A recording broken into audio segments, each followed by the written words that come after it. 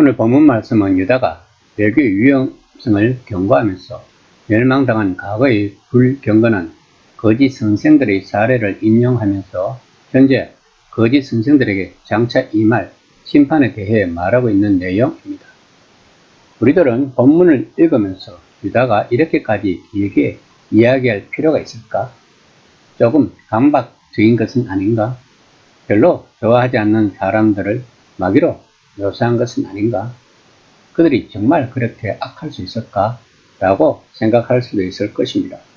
또한 본문에서 우리가 겪는 또 다른 어려움은 숨이 멎는 듯한 속도로 온갖 불쾌한 성경 이야기와 다른 이야기들을 언급하고 있는 것입니다. 이것은 그 안에서 현재의 위협을 생각하도록 유다가 그리는 큰 그림인 것입니다. 유다는 지금 이렇게 말하고자 하는 것입니다. 보라, 이런 일은 항상 일어나고 있었다. 다시 이런 일이 일어난다 해도 놀라지 말라고 강조하고 있는 것입니다.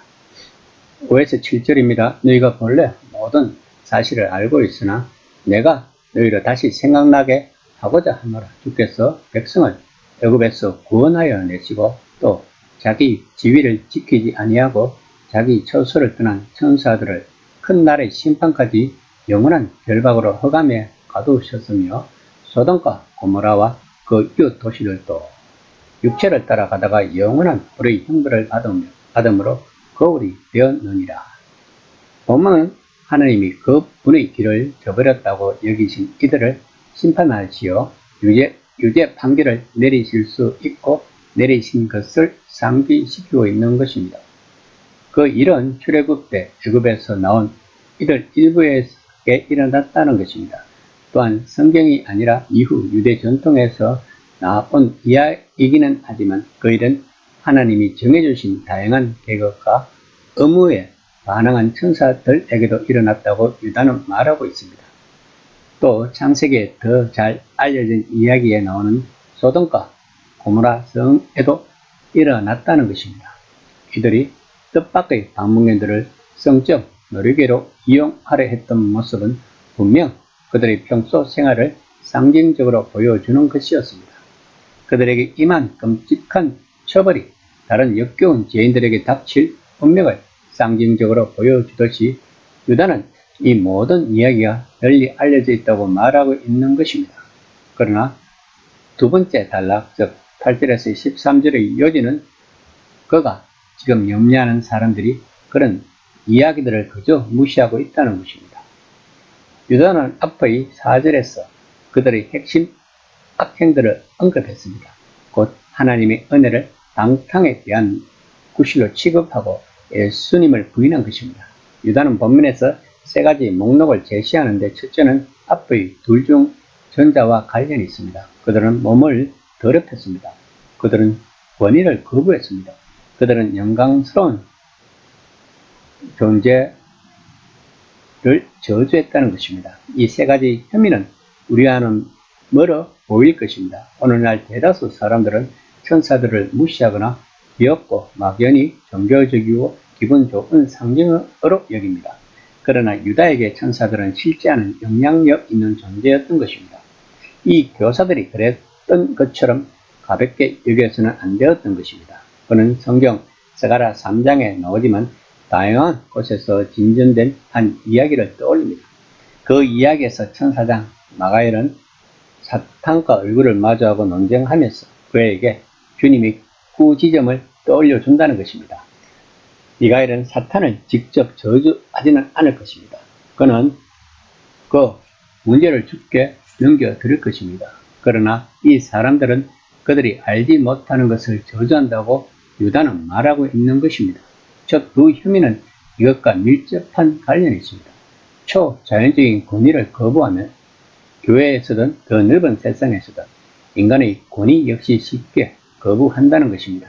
일단 그렇게 권위를 거부할 때 분명히 나타나는 현상은 어떤 행동을 하든 특히 성과 관련하여 규제를 저버린다는 것입니다. 그리고 나서 유다는 성경에 나오는 악한 자들을 나열합니다.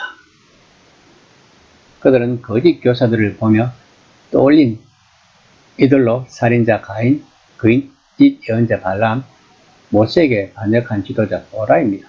사실 반역이 문제의 핵심에 가깝습니다. 거짓 교사들은 정당한 권위 구조를 전복하거나 무시하는데 그 결과는 도덕적 혼란과 오염입니다. 그 모습은 더 당황스러운 비유 목록으로 표현되고 있습니다. 즉 물기 없는 구름, 열매 없는 나무, 거친 물결, 방황하는 별들입니다.